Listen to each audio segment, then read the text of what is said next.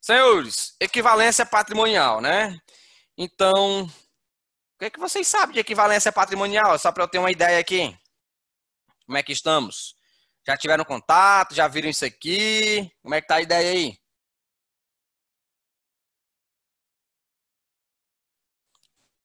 O silêncio é de que já vi tudo ou é de que não vi nada?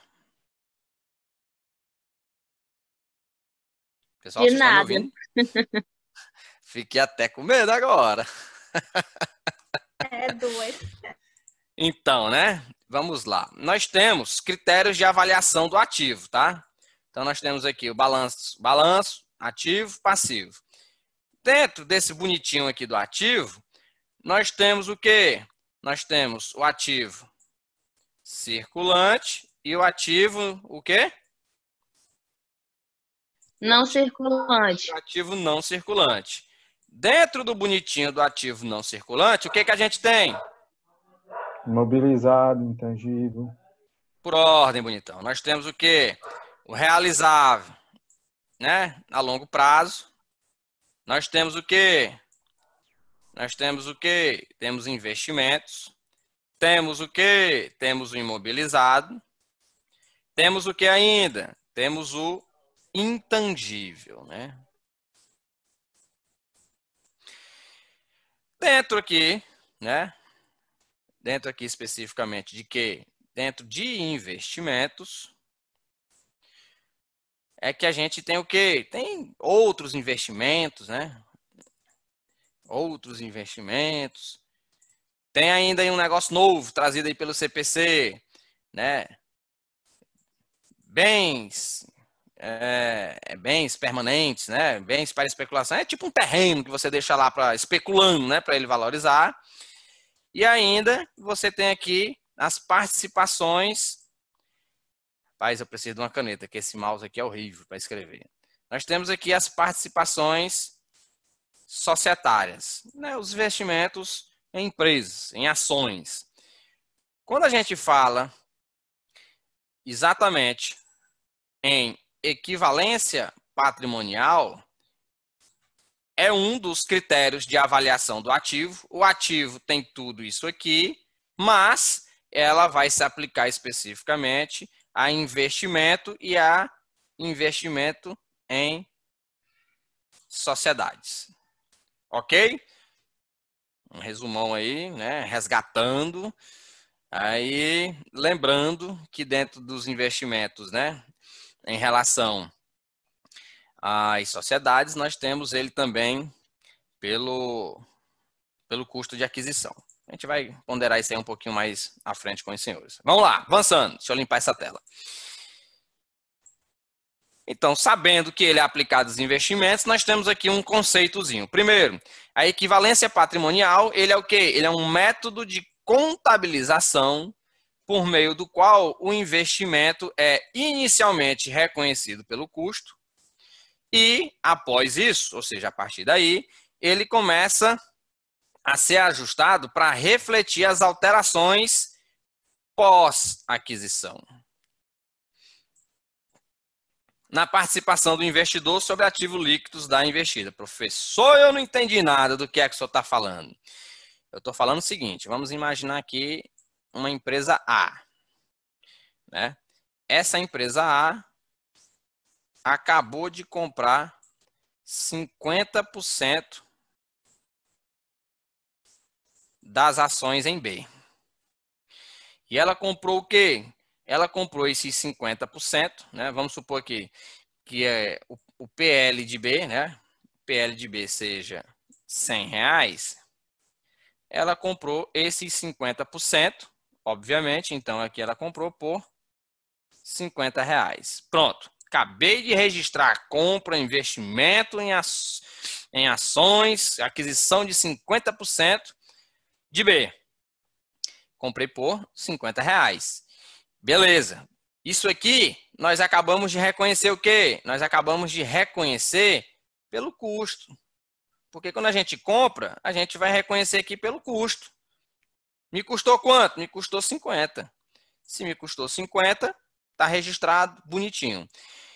Isso aqui, pessoal, é apenas o reconhecimento inicial. Mas o que acontece? Essa empresa B, vamos supor que isso aqui foi feito no ano X1. No ano X2, essa empresa B aqui, ela vai ter ou lucro ou prejuízo. Correto? É o que a empresa pode ter. Ou ela tem lucro ou prejuízo. Professor, e se ela empatar? É um negócio assim extraordinário se ela conseguir ficar no 0 a 0. Mas, ou ela tem lucro, ou ela tem prejuízo. Vamos supor que essa empresa B, né, no ano X2, teve aqui um lucro de R$100. Ou seja, registrou aqui um lucro de R$100. Pessoal, a equivalência patrimonial, o que é equivalência? O nome já está dizendo. Equivalência é justamente aquilo ali se equivaler. Então, se eu tenho 50%, né, de B, e isso estava representado no meu balanço, né, quando eu registrei aqui 50 reais é 50% de 100. Só que agora, B, o PL de B não é mais 100, porque ela teve um lucro de 100. Então, 100 que ela tinha, mais os 100 que ela conquistou, qual é o novo valor do PL de B? 200. 200. E aí eu pergunto, em A, está registrado só 50. Eu continuo tendo 50% de B, desse jeito? Não. Não, pessoal, eu não tô. Por quê? Porque aqui, ó, em A só tem 50. 50 não é metade de 200. Para eu chegar aqui em metade de 200, eu tenho o quê? Eu tenho que registrar um aumento, né, um ganho do meu investimento. Ou seja, se eu somar agora com mais 50, eu vou chegar a 100. Esse aqui é agora o quê? O ajuste. Ó. Esse aqui é o ajuste que tem que ser realizado para o quê? Para que permaneça a equivalência patrimonial de 50%.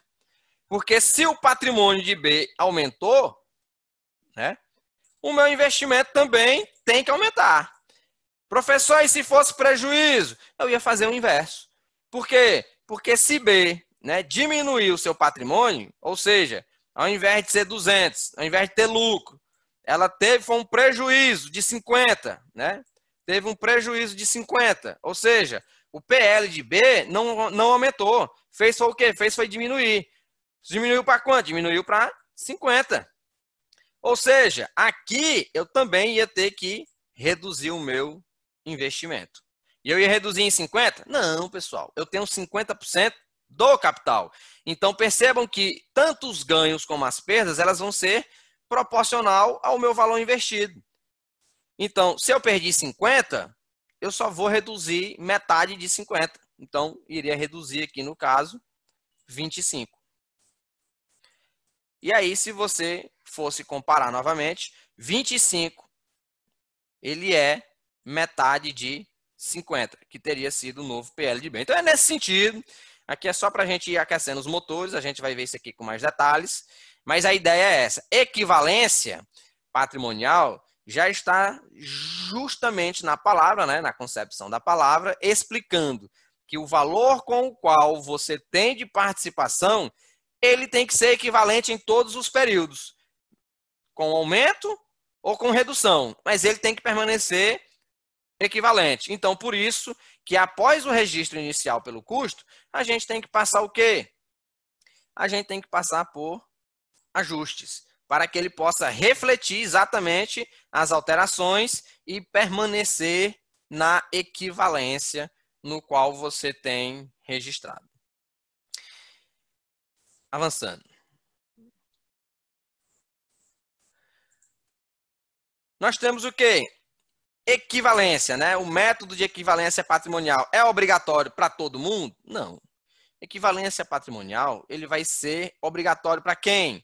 Ele vai ser quando for um investimento relevante em controladas, em coligadas, ou quando a sociedade investidora possuir influência na sua administração. Professor, o que é influência?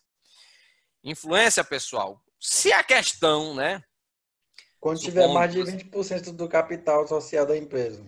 exato, né? Quando tiver mais de 20%, isso aqui é em termos numéricos, né? Mas o que é que eu quero expor para os senhores? Tem mais de 20%? Beleza, você já sabe que ela tem influência. Então você já vai usar equivalência patrimonial. Mas o que é que acontece? Tem algumas situações, por exemplo, o cara pode ter só 10%. Mas vamos supor que essa empresa ela seja muito pulverizada, né? A sua administração é muito pulverizada. Então, acaba o quê? Acaba que esses 10% representariam ainda uma influência. Então, o que é que eu quero dizer com isso, pessoal? Principalmente em questões, né? Na hora que você estiver em frente a uma questão e tal, vixe, deu 15%. Calma, lê a questão inteira. Por quê? Porque ele pode falar. Ele pode dizer ali, ó, com 10% das ações, mas exerce influência, né, na administração e tudo mais. Então, vai com calma. Ah, é mais de 20%? Não, beleza. Então, você já sabe que é equivalência patrimonial. Mas quando você ver que é menos, também não já sai eufórico dizendo assim que não tem influência, não tem. Não. Lê, vê se tem alguma condição, né, alguma situação em que está se colocando que existe essa influência, e aí, existindo a influência, já sabemos que será utilizado a equivalência patrimonial. Então, nós temos essas três, né, situações de obrigatoriedades: controladas, coligadas e quando representar a influência. Ok? Então, avançando. Conceitos, né, aqui para nós. Deixa eu limpar isso aqui. Bom, influência. O que seria uma influência significativa? É o poder de participar das decisões sobre políticas financeiras e operacionais de uma investida, mas sem que haja o controle individual ou conjunto dessas políticas. Ou seja, pessoal, se você pode participar das decisões, né, das decisões como um todo, das decisões administrativas, então financeiras, operacionais e tudo mais. Então, se você pode participar das decisões, né, se você tem uma influência lá. Ah, professor, mas lá era só 10%. Sim, mas se esses 10%, né, esses 10% representar uma influência significativa, e como é que isso pode ser caracterizado? Se você está lá, meu amigo, participando das decisões, se você influencia nas decisões, né, e tudo mais, então, por mais que você tenha menos de 20%, você ainda assim vai ter que utilizar a equivalência patrimonial. Beleza? Controlada. O que seria uma empresa controlada? É a sociedade na qual a controladora, diretamente ou através de outras controladas, é titular de direitos de sócios que lhe assegurem de modo permanente preponderância nas deliberações sociais e o poder de eleger a maioria dos administradores. Isso aqui tá fácil, né? Eu sou A, né? Eu sou A e eu mando em B. O que eu falar, tá falado, porque eu controlo. E aí, quando eles falam aqui, por exemplo, né? Controladas direta ou através de outras controladas. Então, eu sou A, que mando em B. E B manda em C. Mas lá no meu balanço, né? Lá no meu balanço, entre A e C, não tem nada. Mas, ora, se eu sou A, que mando em B, e B manda em C, é óbvio que a A manda em C. Né? Imagine aí. Nós somos da A e fala lá pro diretor executivo lá da C, olha só, eu não estou gostando lá do trabalho do Isaac, não, manda ele embora. Ele, não, senhor, você não tem nada a ver comigo, você não manda em mim, quem manda em mim aqui é B. Ah, é? Beleza. Aí eu vou lá e ligo. Isso mesmo. Eu ligo pro Emerson, que é o meu diretor lá em B. E aí, Emerson? Professor, então C fica como se fosse um terceirizado do B? Não, na verdade não é um terceirizado, ele é um controlado. As direções, né, as decisões administrativas, políticas e tudo mais vão ser determinadas por quem, no final das contas? Por A. O que o A quiser, vai mandar no restante da cadeia. Agora, claro que, né, cada grupo vai ter as suas autonomias, né, as suas formas de trabalhar e tudo mais. Mas quem manda em todo mundo aqui neste caso é a A. E aí, se fosse, né, dar continuidade no nosso exemplo, eu falaria, Emerson, liga lá, moço. Manda demitir o Isaac, pelo amor de Deus. Aí, Emerson ia ligar o diretor de C e falar, cara, demite o homem e liga lá pro diretor de A e pede desculpa, pelo amor de Deus. Tu é doido? Como é que tu faz um negócio desse? Desobedecendo o cara? É nesse sentido. Professor, Ah, no caso aí de coligada controlada, isso pode ser através de outras empresas, né? Também que pode ter ações em cima de outra.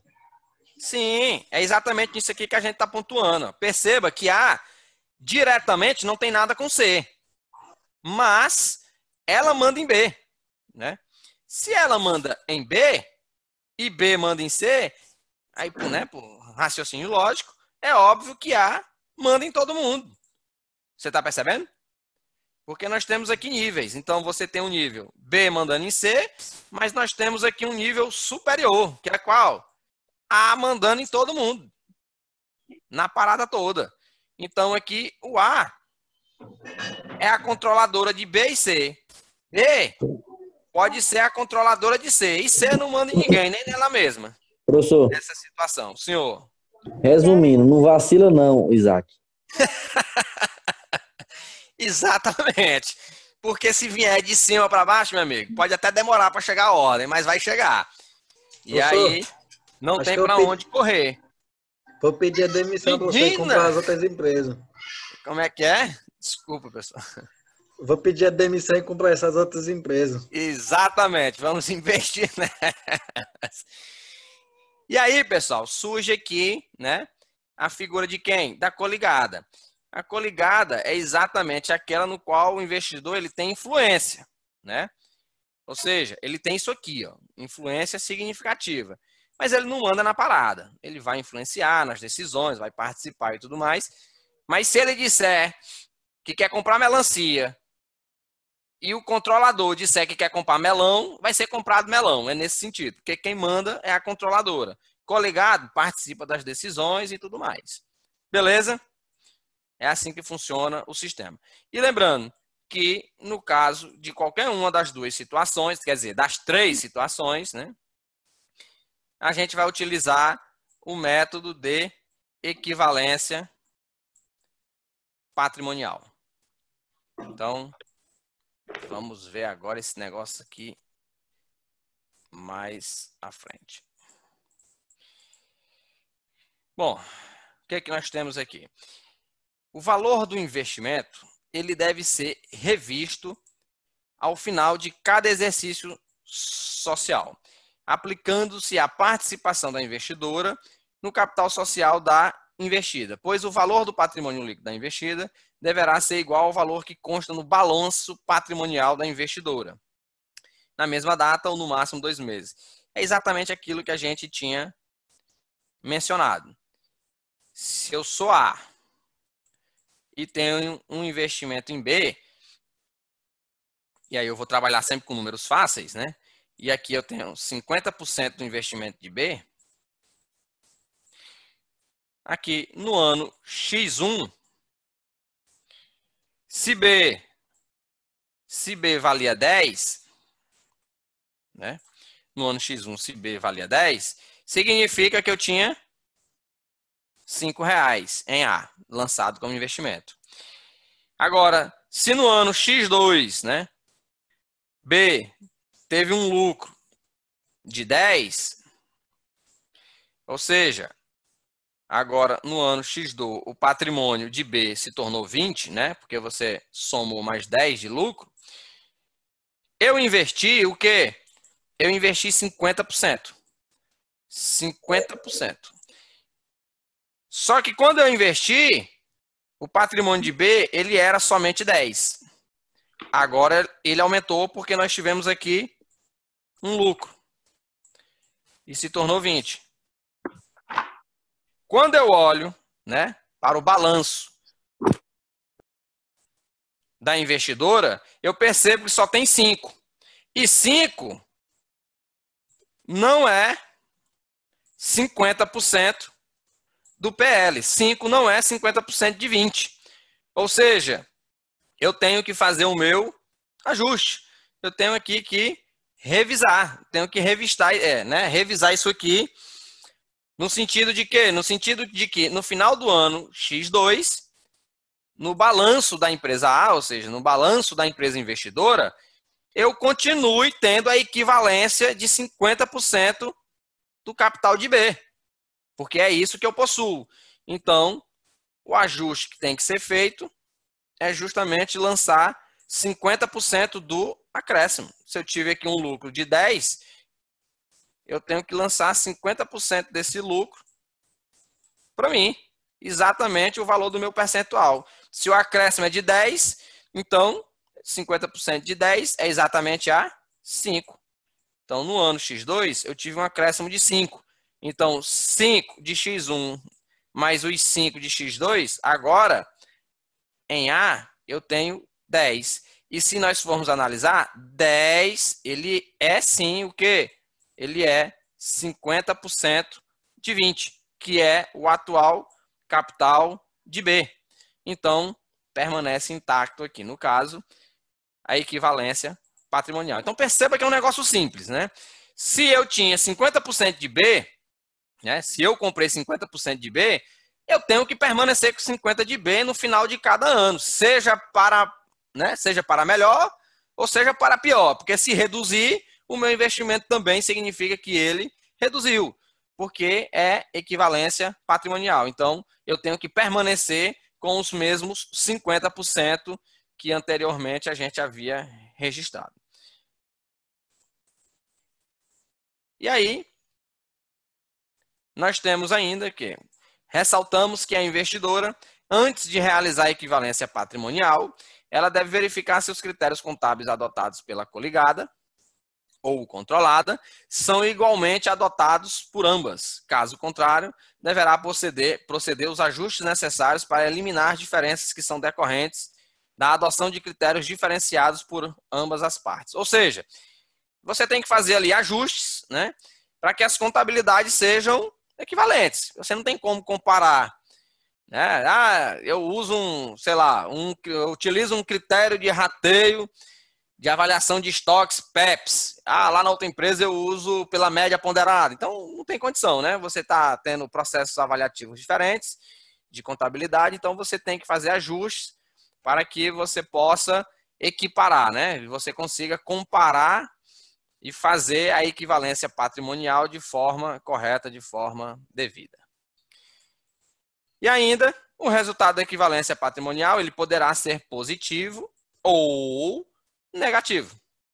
Claro, positivo quando a empresa investida apresentar um lucro. E negativo quando ela apresentar um prejuízo. Por quê? Porque se eu tenho 50%, né, se eu tenho participação daquela outra empresa, é para o bem e para o mal. Se ela vai bem, eu fui bem também. Se ela for mal, eu me lasquei junto. A ideia é essa. Para que o valor apresentado no balanço da investidora seja ajustado. Então, nós temos que considerar as duas situações de coisas boas e de coisas ruins. Então, vamos aqui para um exemplo de equivalência patrimonial. Vamos lá. Bom, a empresa alfa, ela adquire 30% do capital da empresa beta, por 150 mil. O PL de beta em X0, né, é de 500 mil. Em X1, a empresa beta apresenta lucro de 100 mil e distribui 40 mil em dividendos. Professor, o que é dividendos? Gente, por favor, né? Quando a gente investe numa empresa, né? O que a gente está esperando? Ou nós estamos esperando os dividendos, né? Que são a distribuição dos lucros, e aí eu vou pegar a minha parte, ou você está esperando a valorização daquela ação e você ganhar no mercado secundário, né? Revendendo e tudo mais. Mas o intuito é que você ganhe alguma coisa, que se você está colocando ela lá como investimento é porque você quer ganhar alguma coisa. E o dividendos é uma dessas coisas. Então, aqui nós temos 3 momentos, né? Primeiro, ela está adquirindo 30% do capital por 150 mil.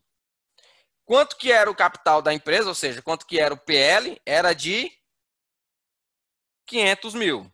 Então, nós estamos comprando 30% desta empresa, né? A empresa alfa está comprando 30% da empresa beta, que tinha um PL de 500 mil. 30% de 500 mil vai dar exatamente o quê? 150 mil. Então, esse é o primeiro momento, é o da compra, né? Estamos aqui constituindo o investimento. O segundo momento, né, que aí aqui no caso já é em X1, é o quê? É que a empresa beta, ela tem duas situações. A primeira é que beta aumentou o PL dela. Por quê? Porque tá aqui, ó. Ela teve um lucro. Lembra? Quando a gente comprou, o PL era de 500. Mas em X1, ou seja, um ano depois, né? Passou-se o tempo, um ano, essa empresa apresentou lucro. Se ela apresentou lucro, o que isso significa? Significa que o PL dela acabou de aumentar. Nesse momento aqui, o PL dela se tornou quanto? Se tornou 600 mil.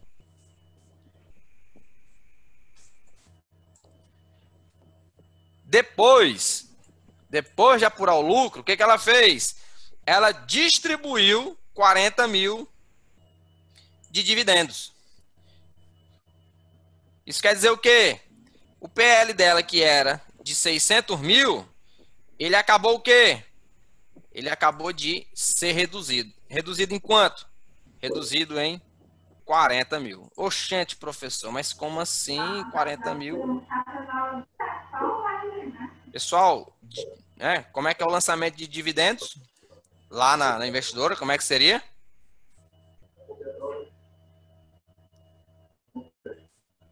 Me ajudem? Como é que é a distribuição de dividendos? Olha só, lá na empresa beta, como é que seria esse lançamento, né? Para a gente simbolizar essa redução. Lá na empresa beta, nós teríamos aqui, né, lucros, né, um razonamento de lucros, com quanto? Com um valor aqui de 100 mil. Com um valor de 100 mil. E aí agora ele quer distribuir dividendos no valor de 40 mil. O que a gente tem que fazer? Nós vamos criar aqui dividendos a pagar. De quanto? De 40 mil. E de onde é que saiu esse dinheiro? Saiu daqui, minha gente. Saiu do lucro. Ó. Tá aqui. 40 mil. Então percebam que o patrimônio líquido da empresa beta, ele diminui na hora em que você está distribuindo, né? Na hora em que você está distribuindo dividendos.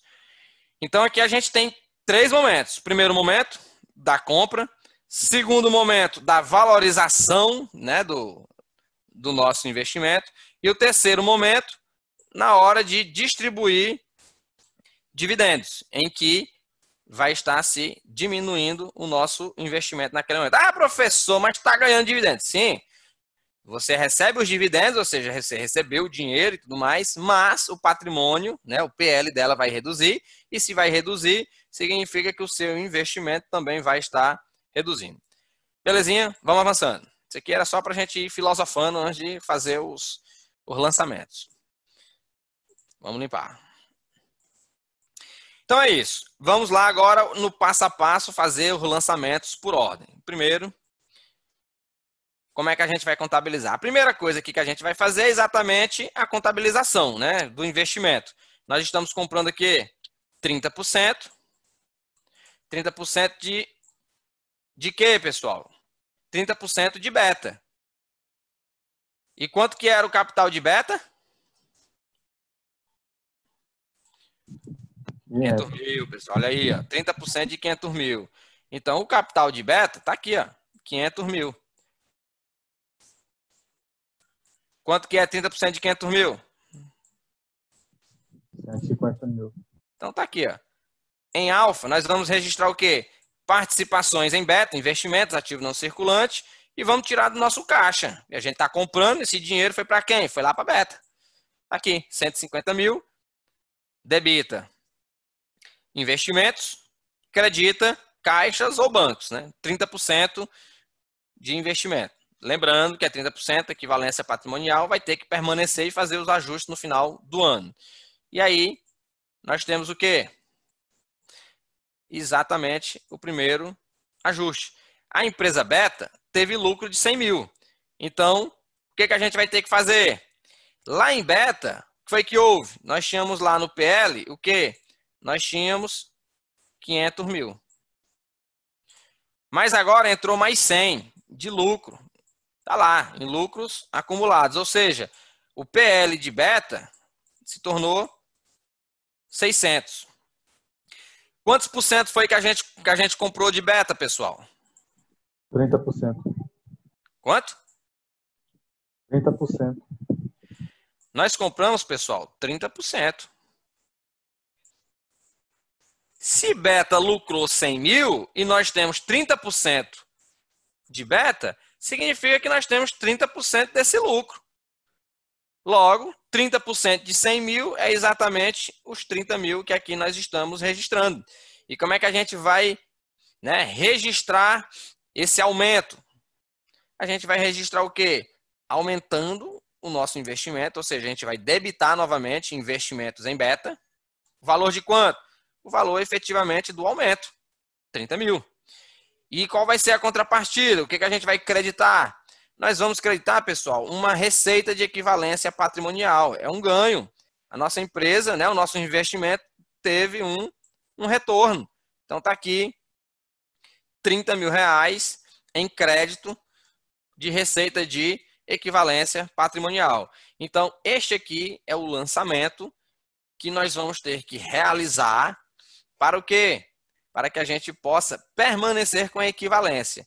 Porque se nós formos relembrar, nós tínhamos quanto, né, de investimento na empresa beta, quando a gente lançou o primeiro valor? Nós tínhamos 150 mil. Agora, nós acabamos de lançar mais 30. Então, nós tínhamos 150 e acabamos de lançar mais 30 mil. Ou seja, nesse exato momento, nós temos 180 mil. E aí eu lhe pergunto, senhores, se a empresa beta, né, tem um PL agora de 600 mil, 30% de 600 mil é quanto? 180 mil.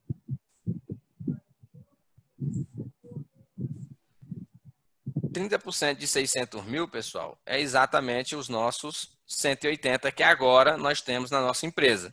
Mas nós temos porque nós acabamos de realizar o lançamento, né, de equivalência patrimonial. Ou seja, ganhamos 30 mil reais.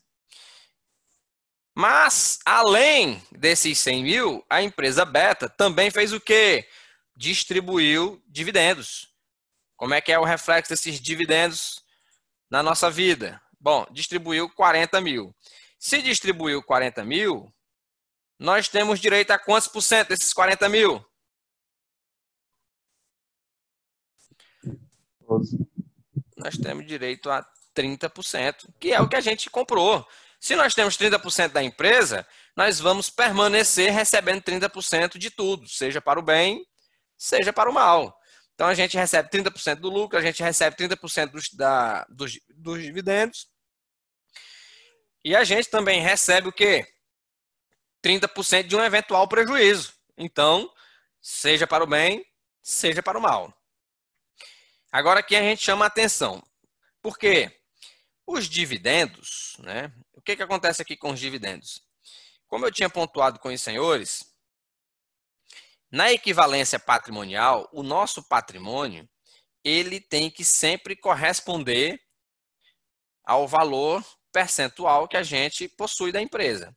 Ou seja, se o nosso investimento é de 30%, nós vamos ter que ter 30% do PL de beta o tempo inteiro.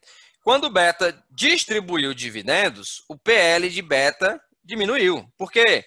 Porque beta tinha o quê? Beta tinha 500 mil e depois lançou mais 100 de lucro. Então, lá no PL de beta, nós tínhamos 600 mil. Depois, o que foi que ela fez? Ela distribuiu 40 mil. Significa que o PL de beta agora, na verdade, se tornou 560. Como o PL de beta se tornou 560, nós vamos ter que reduzir o valor do nosso investimento. E como é que a gente vai fazer isso? A gente vai fazer tirando os 30% que nos cabe dos dividendos. Ou seja, se beta está distribuindo exatamente 30%, né? Se beta está distribuindo exatamente 40 mil em dividendos, nós vamos ter que pegar a nossa fatia de 30% desses dividendos. 30% desses dividendos corresponde a exatamente 12 mil. Ou seja, a nossa empresa ficou mais rica, né? Ficou mais rica no sentido de quê? De receber o dinheiro, 12 mil. Então, nós vamos debitar o recebimento do recurso, mas nós vamos creditar o quê? Nós vamos ter que reduzir agora o nosso investimento. Como assim, professor? Percebam que na equivalência patrimonial, o nosso investimento, ele tem que permanecer com 30%. E 30% agora de 560 já não é mais o valor que a gente tinha anteriormente. Por quê? Porque quando a gente lançou somente os lucros, né? Quando a gente lançou aqui os lucros, nós fizemos o quê? Nós aumentamos em 30 mil o patrimônio. Mas agora, o que nós estamos fazendo é diminuindo o patrimônio em 40 mil. Então, a gente vai ter que diminuir também os nossos investimentos. Então, a gente recebe esses dividendos, mas em contrapartida, nós vamos ter que criar aqui uma conta redutora dos nossos investimentos. Justamente por quê? Porque nesse exato momento, o PL de beta reduziu para 560. E aí, nesse sentido, a gente também tem que reduzir o nosso investimento. Então, como que ficaria tudo isso? A gente apareceria da seguinte forma. Nos investimentos, né, em participações em betas, nós temos aqui o quê? Nós temos aqui os 30%. Eita, mouse ruim. Nós temos aqui exatamente os 30% em cima do patrimônio de quê? De 600 mil, né? Que era o valor que beta alcançou. Mas nós temos agora aqui, ó, uma retificação de 12 mil. Por quê? Porque beta alcançou 600 mil. Mas quando distribuiu dividendos, esse dividendos vai o quê? Vai exatamente reduzir a nossa participação em investimentos. Retirando aqui em miúdos, se você pegar os 600 mil menos os 40 mil, nós vamos ter o quê? Nós vamos ter 560 mil. Porque quando o beta distribuiu 40 mil em dividendos, nós tivemos que reduzir os nossos investimentos também em 30%. Ou seja, os nossos investimentos vão reduzir em 30% dos 40 mil que foram retirados. Exatamente como ocorreu na empresa beta. Molezinha assim. Então a ideia aqui, pessoal, é o quê? É que a gente vai permanecer sempre com os 30%. Então, em alguns momentos, né, quando a gente tiver o lucro, nós vamos ter que aumentar o investimento. Quando a gente tiver o prejuízo, nós vamos ter que diminuir o investimento. E quando a gente tiver aqui também, né, o recebimento de dividendos, esse investimento ele também vai acabar sendo reduzido. Por quê? Porque a distribuição de dividendos, ele reduz o PL de beta. Porque o dividendos é justamente a distribuição dos lucros. E se você está distribuindo os lucros, você está reduzindo o PL da empresa investida. É nesse sentido. Beleza? Avançando. Nós temos ainda, pessoal, dentro dessas transações, a possibilidade de existir o quê? De existir um ágio e de existir um deságio. Que ele é o quê? Ele é exatamente a diferença entre o valor pago e o valor patrimonial das cotas ou ações. Não entendi nada, professor. Me ajude. Vamos lá. Vamos imaginar aqui uma empresa A. Ela está adquirindo o quê? 25% do capital social de uma empresa B. Por quanto? Por 550 mil. Quanto que é 25% de 550 mil?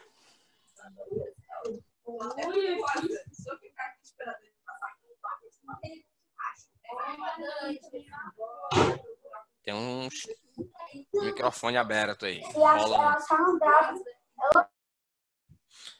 Beleza. Vamos lá. A empresa B levantou um balanço patrimonial em 137 mil e 500 reais. 137.500, né? Isso. Ou seja, para um capital social de 550 mil, 25% deveria corresponder a 137.500. Está aqui. A empresa B levantou um balanço patrimonial no dia 31 de dezembro e apresentou os seguintes dados. Avança dados. Bom, capital social de 1 milhão, né? Reserva de 500 mil, no total de 1 milhão e 500 mil.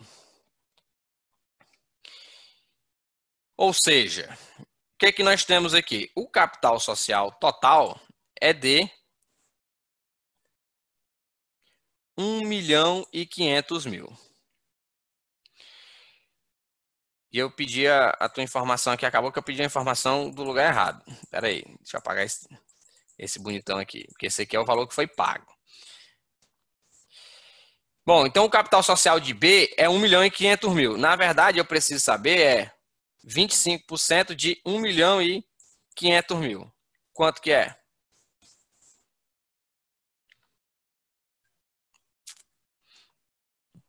R$375 mil. Ou seja, o valor é 375 mil. Então, pessoal, eu estou comprando 25% de B. E 25% de B vale quanto? Né? Contabilmente, vale 375 mil. Mas eu paguei 500 e 550. Vixe, de 550 para 375 tem chão. É exatamente nesse momento, pessoal, que surgem as figuras de ágio e de deságio. É o quê? É quando há uma diferença entre o valor contábil e o valor efetivamente pago. 175 mil. A diferença, né? Isso. Então, o que acontece? Percebam que eu paguei 550, mas esse negócio, contabilmente, só valia 375. Ou seja, nessa figura, pessoal, o que aconteceu aqui? Eu paguei mais do que o que esse negócio realmente valia contabilmente. Essa diferença, que é de quanto que vocês falaram? 175 mil. Essa diferença de 175 mil, eu vou chamar de quê? Ágio. Exatamente, pessoal. Essa diferença que eu paguei a mais, né? Essa diferença que eu paguei a mais de 175 mil, eu vou chamar isso aqui de de ágio. Esse é o princípio, né? Esse é o raciocínio. Ele é, né, ágio e deságio são exatamente as diferenças entre o preço, né, o valor contábil e o valor efetivamente pago. Então, se nós avançarmos aqui neste exemplo, nós temos o quê? Que o patrimônio de B, deixa eu apagar isso aqui, o patrimônio de B, ele é 1.500.000. E se a empresa, né, A, quer 25%, 25% de 1.500.000 equivale a 375. É o que a gente vinha, né, analisando. Mas nós pagamos os benditos 550. Ou seja, neste exemplo, a empresa A pagou um valor a mais pela aquisição. E essa diferença de 175 é o que nós vamos chamar de ágio na aquisição de investimento. Então, como é que ficaria um lançamento? Nós teríamos o quê? Primeiro, nós teríamos o lançamento, né, de investimentos, participações societárias, empresa B, lançamento ativo não circulante, investimentos. No valor de quanto? No valor que ele efetivamente vale, né? O valor de 25% do patrimônio de B, 375 mil. Mas nós não pagamos 375 mil, nós pagamos 500 e cacetada. Então, o que é que nós vamos fazer? Vamos lançar agora a diferença. Ágio na aquisição de investimentos, né, de 175 mil e o valor que nós efetivamente pagamos. Então, percebam que nós temos aqui dois débitos, em que um deles vai ser exatamente o valor real do investimento, valor contábil, ainda um valor de ágio, né, do investimento que você realizou, e o valor total que foi realmente desembolsado no valor de 550 mil. Simples, simples, simples, mole, mole, é isso aqui que a gente tem em cima de ágio. Então, você pagou mais do que o que você realmente devia, então você acabou de ter um ágio na aquisição daquele bem, é uma conta de investimentos, inclusive tem uma escrita errada aqui, né? Está investos, investimentos, mas é abreviações. Então, ágio na aquisição de investimento da empresa B. Esse aqui é o raciocínio. Agora, nós temos também a situação de quê? A situação contrária. Qual é a situação contrária? A situação contrária é de um deságio. Então, você tem a empresa A, que adquiriu 25% do capital social da empresa B. Por quanto? Ela comprou 25% por 100 mil. Mas qual era o PL de B? O PL de B, ele era de 550. Ou seja, 25% de 550, quanto é que dá?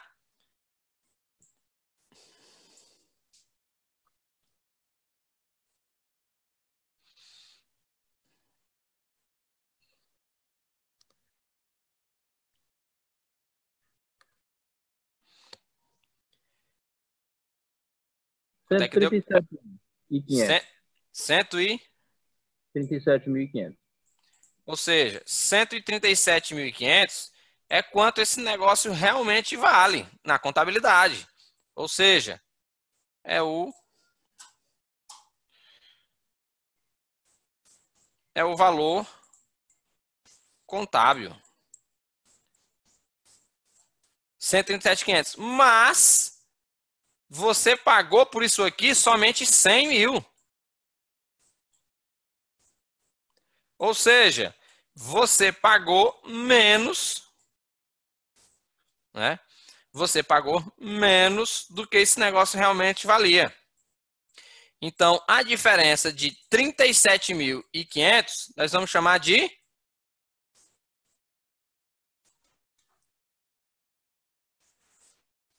deságio.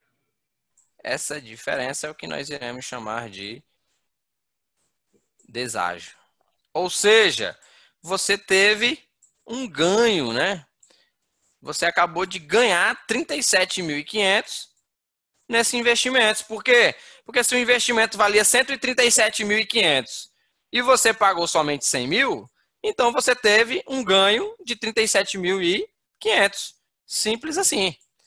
Então, como é que seria?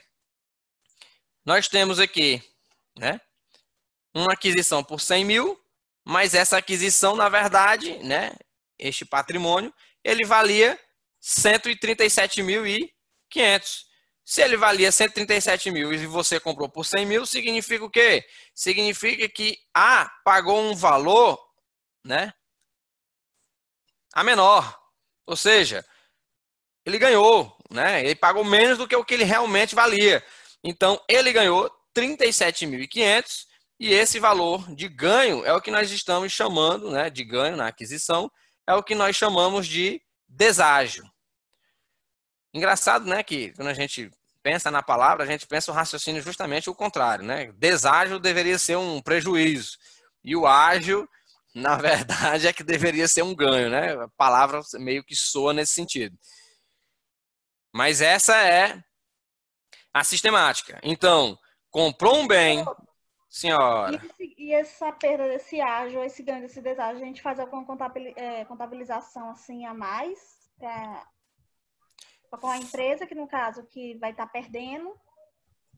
Na empresa que vai estar perdendo? Porque no caso, se você está ganhando 37.500, a empresa Sim. que você comprou, ela está perdendo, não é isso? Sim, senhora. Aí precisa Sim. fazer algum repasse? Não. Já você fica com ganho. Não, aí vamos lá. Por exemplo, aqui, né, na empresa A, nós estamos tendo um ganho. Na empresa B, eles estão tendo uma perda, né?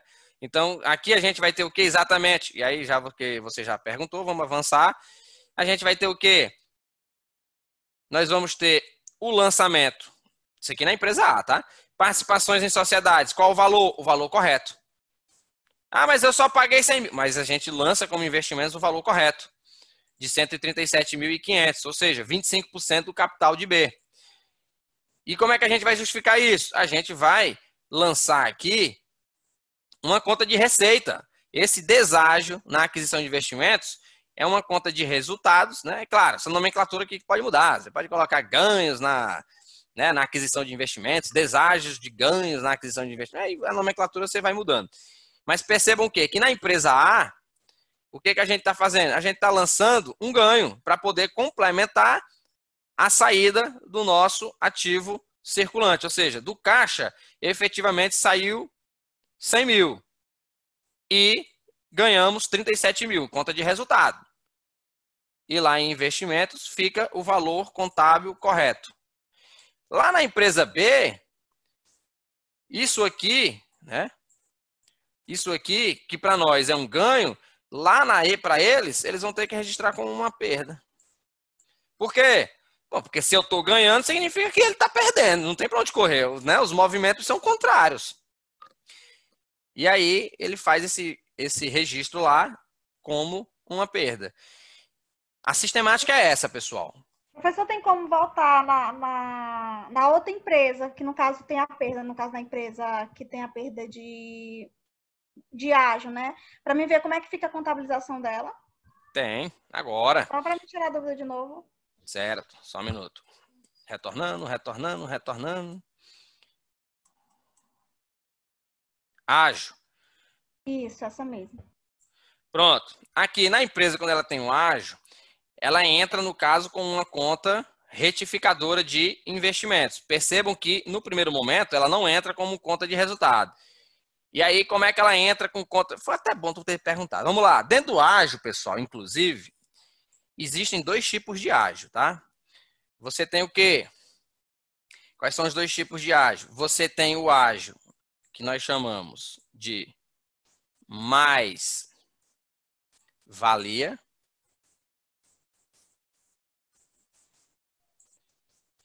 E você ainda tem o segundo tipo de ágio, que nós chamamos de goodwill. Olha aí, quem sabe? Goodwill. O que é a diferença, né? O que são essas duas situações? Vamos lá, vamos imaginar aqui uma situação. Essa situação aqui, né? Da empresa. Eu sou uma empresa A e quero comprar, né? Quero comprar aqui 100%. Vai ficar mais fácil ainda. 100% de B. Quando eu vou olhar lá no balanço de B, vou até mudar aqui o balanço de B, nós temos o quê? Nós temos aqui ativo, né? Aqui passivo. E aqui nós temos o patrimônio líquido. Quando a gente vai olhar lá o patrimônio de B, B está dizendo que tem o quê? Que ele tem R$100 no patrimônio. Então eu pergunto, senhores, qual é o valor do meu, né, do meu investimento? Para eu comprar 100% desses capitais de B? Contabilmente falando, né? Quanto é que seria? R$100. R$100, está aqui. R$100. O que acontece? O cara lá de B, né, o dono de B, antes de me vender, ele fala o seguinte, cara, deixa eu te dizer um negócio. Na minha contabilidade, né, tem aqui meu patrimônio líquido, está totalizando R$100. Mas o que acontece? Acontece que aqui no meu ativo, eu tenho um terreno, né? Eu tenho um terreno que ele está registrado por 30 mil. Né, o custo histórico e tal, tudo mais. Mas, na verdade, o valor justo dele, né? O que é valor justo, né, gente? É o valor de mercado, né? O valor que o mercado está disposto a pagar, em que você chega na negociação, em que todas as partes estão livres para negociar. Não tem ninguém com a faca no pescoço, né? Para fazer aquela transação. Então, valor justo. Mas o valor justo dele não é 30 mil. É 50. Ou seja, tem 20 mil aí a mais. Então, para eu te vender, eu só te vendo por 120. Percebam que B acabou de aumentar quanto? 20. O que é esse 20? Esse 20 é justamente o que nós chamamos de quê? De ágio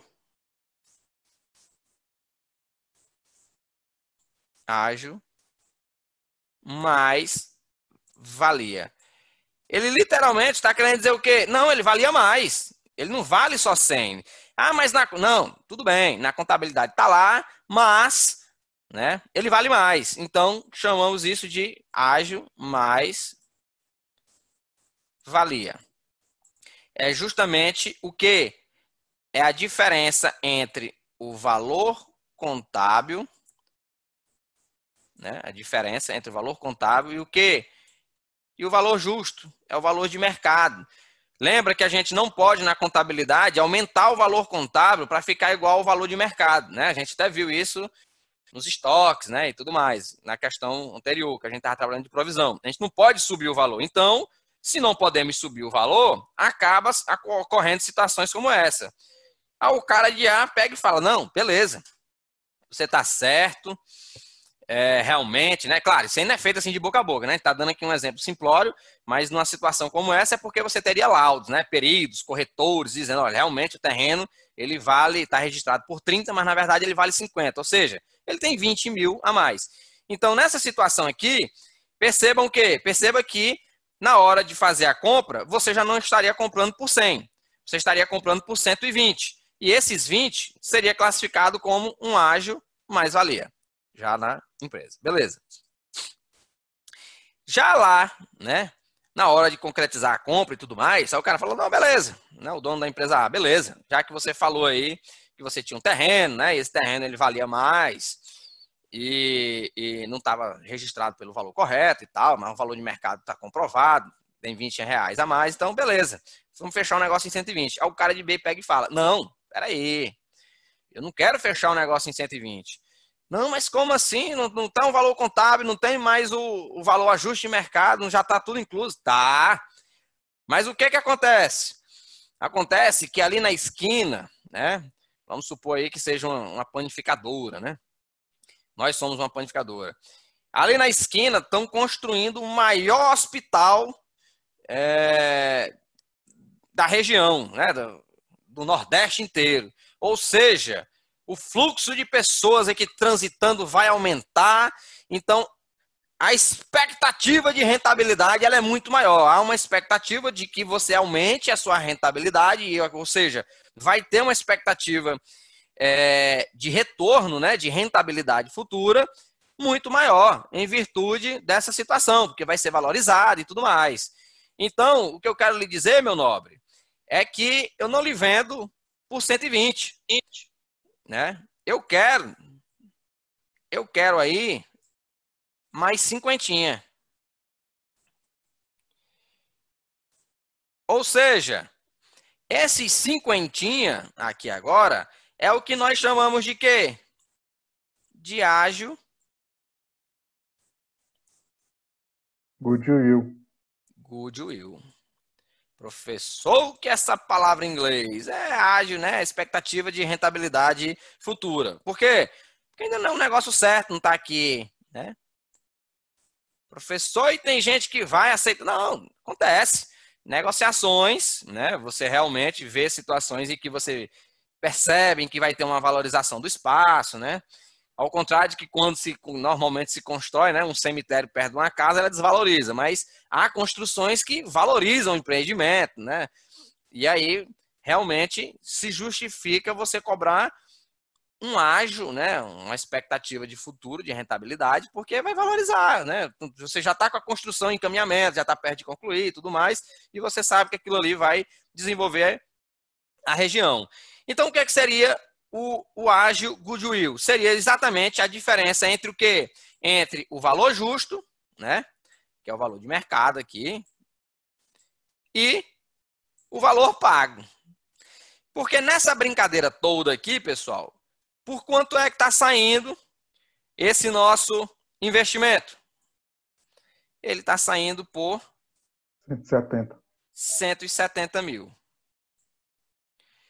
E aí, como é que ia ficar esse registro? Ele ia ficar aqui, ó. Eita, eu não posso apagar isso aqui tudo, né? Deixa eu pegar aqui uma... Ele ia ficar o quê? Ele iria ficar exatamente...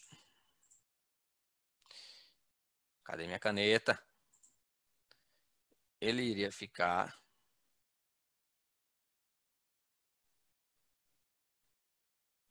Cadê uma outra cor aqui? Bom, ele iria ficar o quê? Participações em B. A gente ia ter que registrar o valor de quanto? Quanto é que seria aqui, pessoal? Nosso exemplo.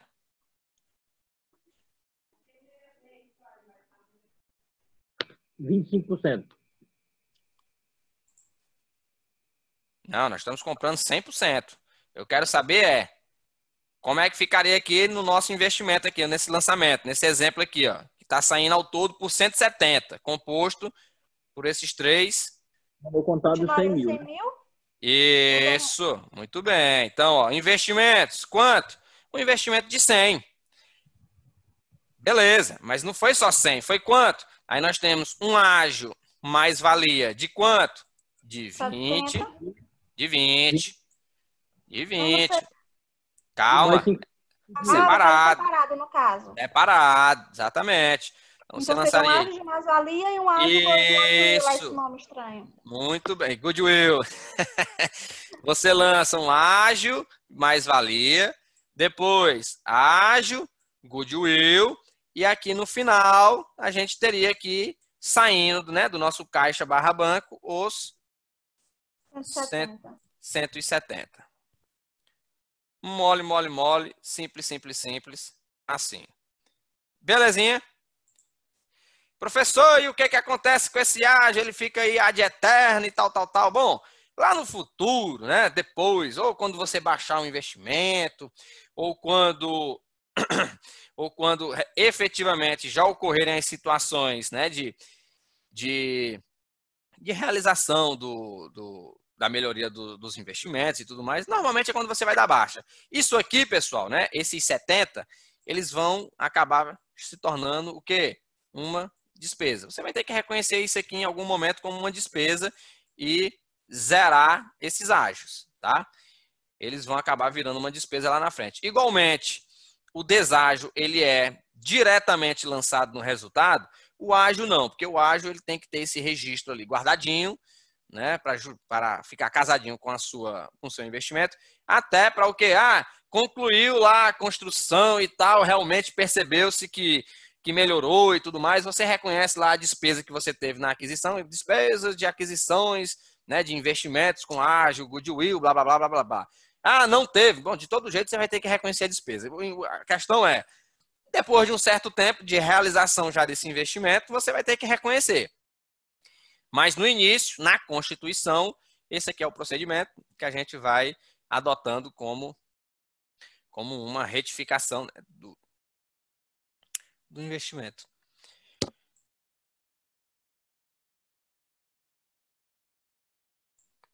Belezinha, pessoal? Então é isso, né? Para a gente desenvolver. Agora, nós vamos ter aí para os senhores, exatamente. Nós temos com os senhores uma atividade. E aí eu peço que os senhores já respondam e nos enviem. São apenas 2 questõezinhas, coisa pouca, coisa fácil.